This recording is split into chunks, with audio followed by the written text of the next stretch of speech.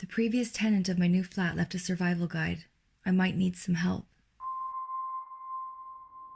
I sat all morning thinking about everything, cup after cup of coffee in front of me to keep me awake.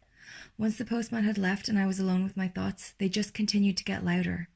I thought about Natalia and the cult, about the kids and their nighttime antics, about the committee meeting, Jamie and how much I missed him, Georgia and my burning guilt, and Mr. Prentice, who was finally making those aforementioned animal noises.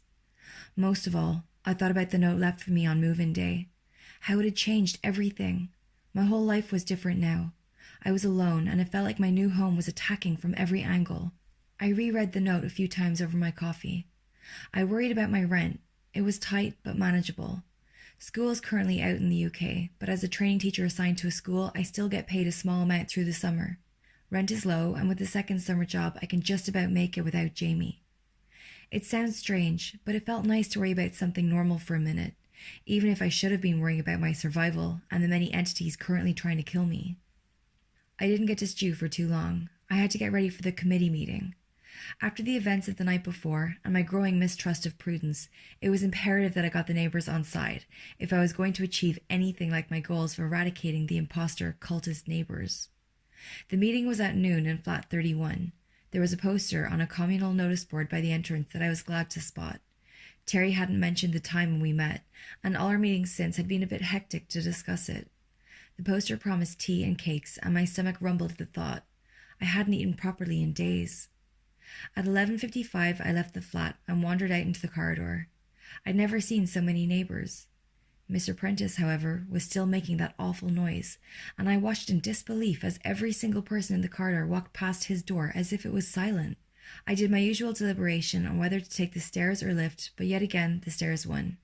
I still couldn't bear being where Jamie died, and all these extra flights were keeping me fit.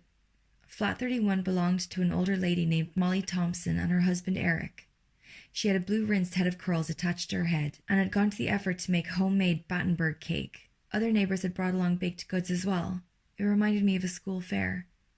The flat itself was decorated for the 70s, with plenty of china cat ornaments littered around. I sat down in a dusty plastic garden chair, one of many that Molly seemed to have acquired and laid out for the residents pouring in. I hadn't seen community spirit like this in my life. I smiled as I saw Terry, Eddie, and Ellie wander in. It was nice to see some familiar faces. I had noticed people looking at me, wondering who I was. It probably wasn't often they got new neighbors. Eddie came running up to me, swung his arms around me, and sat down in the rickety garden chair next to mine. It was so sweet. Terry smiled at me and took a seat the other side of mine. Ellie sat next to her brother. The brown puppy dog eyes were back, no claws. "I'm glad you came," Terry said to me, loud enough to hear over the voices of the other neighbors. "I really wanted you to see the good side of the block. We don't bite, really." She laughed nervously as she realized the irony of her statement. "Terry, I need help. We need to stop those people from coming back again and from terrorizing people. The block can't go on like this." I wanted to make the purpose of my attendance clear to her. It was time for things to change. "But if you don't let them in, they don't bother you. I've spoken to the kids. They know not to do it again, that those people are dangerous." She paused for a moment and sighed. "Although them running away didn't help. The kids think they're indestructible now. They've been telling me all morning that they're going to kill the bad guys." She looked so resigned. But it was true. They did run away from the twins. Maybe there was something in that. I knew they could die, I just had to figure out how. But as the thought crossed my mind and I looked at Eddie and Ellie, I couldn't imagine taking the risk. I could have flat out gone back and asked Prudence, but to be honest, I didn't want anything to do with her. She gave me such a bad feeling. I was doubting everything she told me. "It doesn't matter if you can keep them away. We can't all live in fear. Yours aren't the only kids in this building." I knew this from surveying the room. "But I bet not all the kids here are as special as yours. What if another family burns to death because their kids were hyper one night?" I could see this struck a chord with Terry. She looked at me with glassy eyes as if on the verge of tears. "You're right.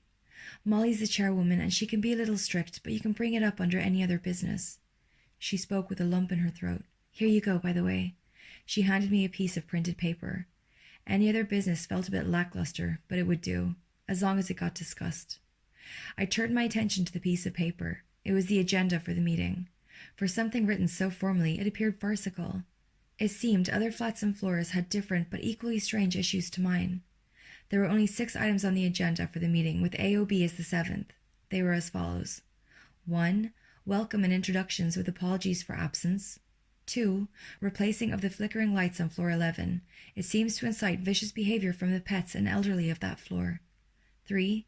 Serving a formal residence letter of concern to the man who doesn't move from the bottom of stairwell on floor 5. 4. Finances, budgets for general maintenance and the annual barbecue. 5. The stairs with no grip leading up to floor 14 at the very top and the health and safety hazards this presents. 6. Soundproofing of Mr. Prentice's flat, number 48. I was comforted to know that I wasn't alone in dealing with all these strange occurrences. I was also chilled to the core to know for certain that it was the entire building that was more than a bit odd. What really struck me as odd is that when I thought about it, I had seen that man on floor 5 when going down the stairs, but I'd never noticed that it had been every time or that he never moved until that moment. The meeting begun with a loud and dissatisfying clink. By this point, the tiny 70s-themed flat was packed. Garden chairs had all run out and people were standing. Molly Thompson stood up from her floral-patterned armchair and bashed a teaspoon against the outside of her cup. She reminded me of a very strict disciplinarian school teacher I had worked with during my university placement. She commanded quiet in the room. "I think we should get started, everyone," she shrilled, her voice growing louder with every word until the crowd came to a silent hum. "Right. Firstly, we are not going to skip the introductions today. Apologies have been given by Joe and Steph of Flat 2, and yet again by Mr. Prentice.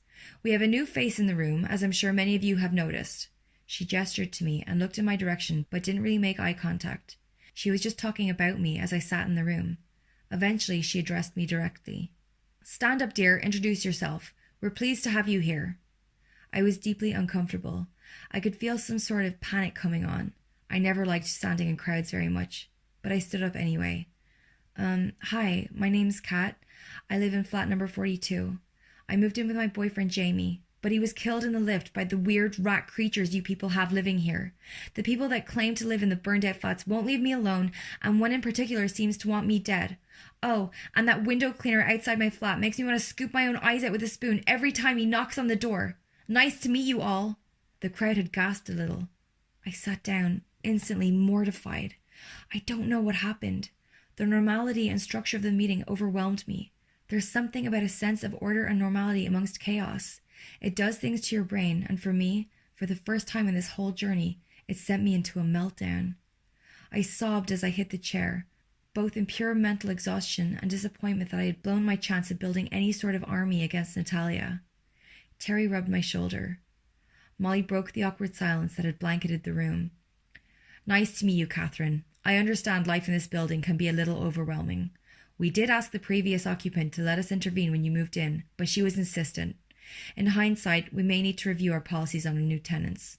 I am so very sorry for the loss of your partner. The lift is a most unfortunate situation." She had been in positions of power in her life, for certain.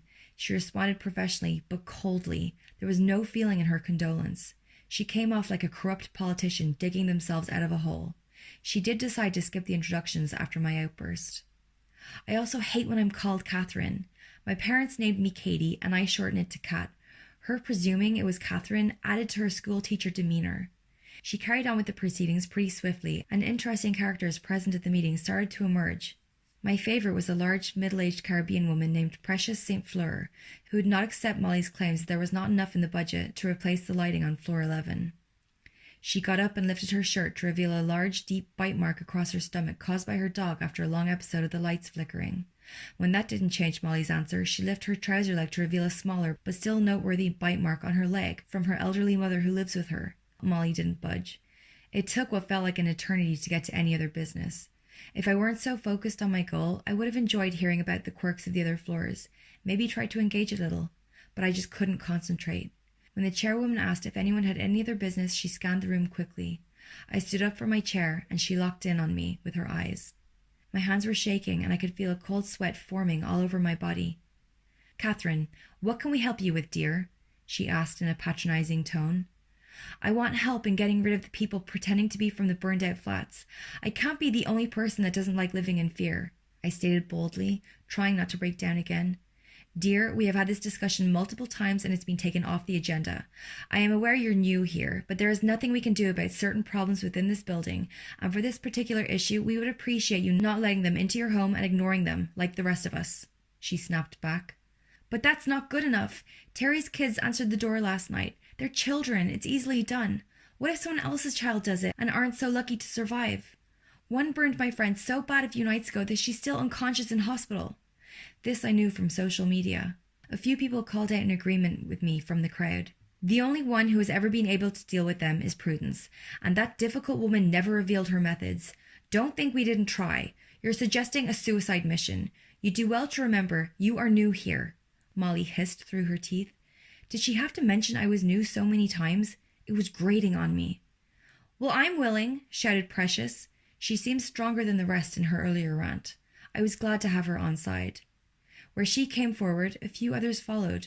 Soon I had 5 people plus myself willing to form a subcommittee to get rid of the cultists. Molly didn't like it, but she agreed to let us do it. There was me, Precious, and Terry, along with a lady named Shanti who lived a few doors from me. A man named Anton and his friend Leo from floor 8 made up the group. To be honest, they just seemed keen to get involved in any kind of battle. Leo was the loud one, Anton was mostly silent. I invited them to my flat after Molly swiftly adjourned the meeting. Inviting anyone into my home made me anxious now. I found myself studying each of their faces to ensure they weren't too average and I hadn't invited the wrong people in. I was fairly certain I hadn't. Eddie and Ellie settled in front of my TV in the bedroom so they didn't hear our conversation. They may only be kids, but I felt safer with them there. We discussed for hours how we could bring the imposter people into one place and kill them all. Leo was particularly creative.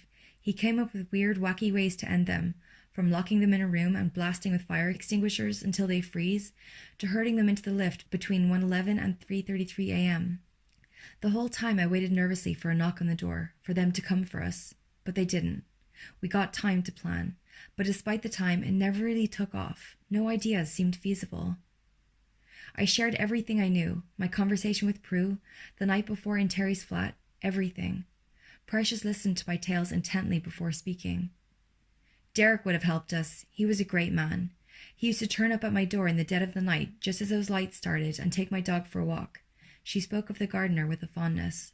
Prudence told me about Derek. She said he's been gone since the garden was demolished. I replied flatly. It was awful when he left. That woman that used to live here was nasty to him.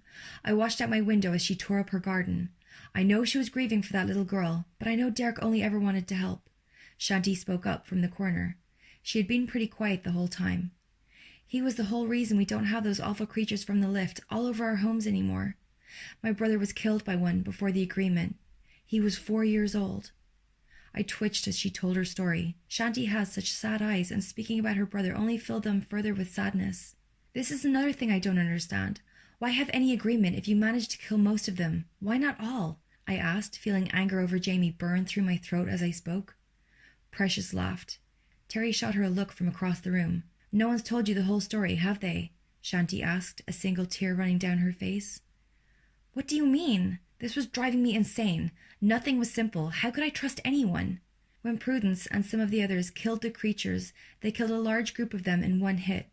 They had started to work out that food scraps and pet food were attracting them and gathered all the pet food in the tower block into one empty flat on the floor the fire had happened. The creatures came in droves, just like expected, and they set the flat alight, again. The flat was burned to ash, on top of pre-existing ash. Nothing could survive that. Shanti was interrupted after this by Leo. And then 3 giant rat mother literally rose from the ashes, triple as smart and strong and fucked up shit, he said, a look of excitement on his face. Shanti rolled her eyes and continued. So all Prudence did was cause a quite literally bigger problem. She didn't kill them. All she did was help them evolve. There was only 3 of them, but they learned to sneak attack. More people died than during the original infestation. They were more intelligent, but not in the way it comes across when the agreement's spoken about. We couldn't speak to or reason with them. Terry was looking at the floor. Only Derek was able to do that. He spoke to them like he spoke to the garden. He made it safe for everyone again.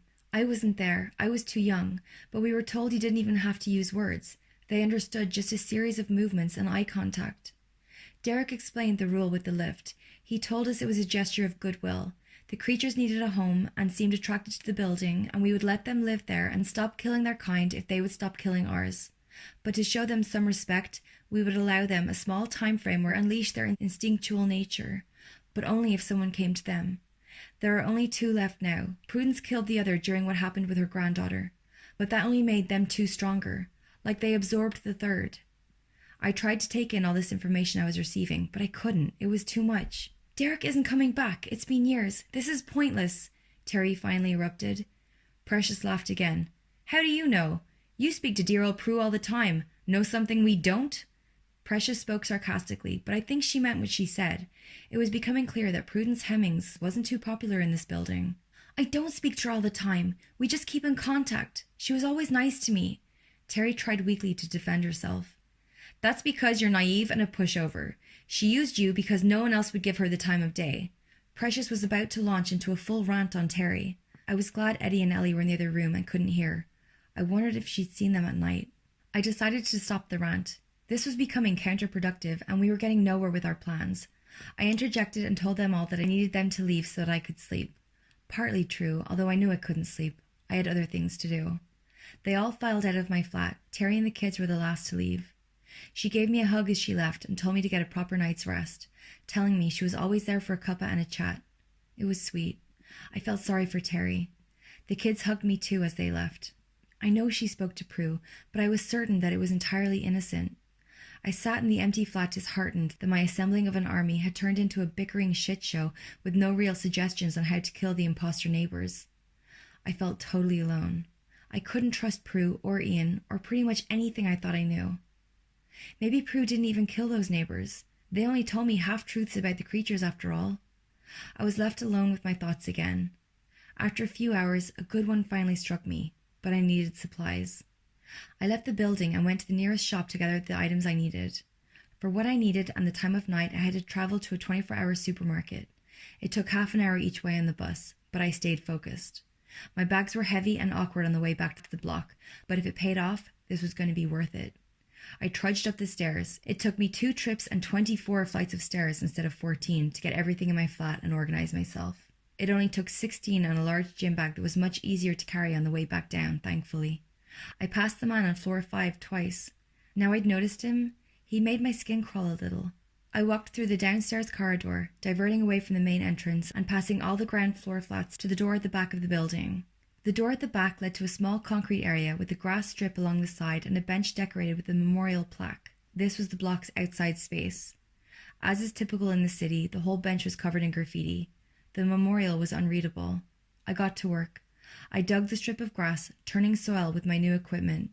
I had never been green-fingered, and to be honest, the shrubs I had bought had been so heavy I had grown to resent them a little.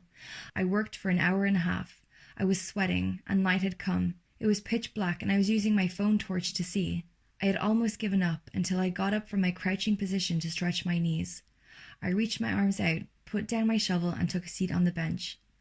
I hadn't seen him arrive, but the man was already sat there. He wore a flat cap and a jacket, despite it being the middle of summer and a beautiful night. He just smiled warmly at the shrubs for a moment without a word. Eventually he spoke. "I've missed this place. Name's Derek."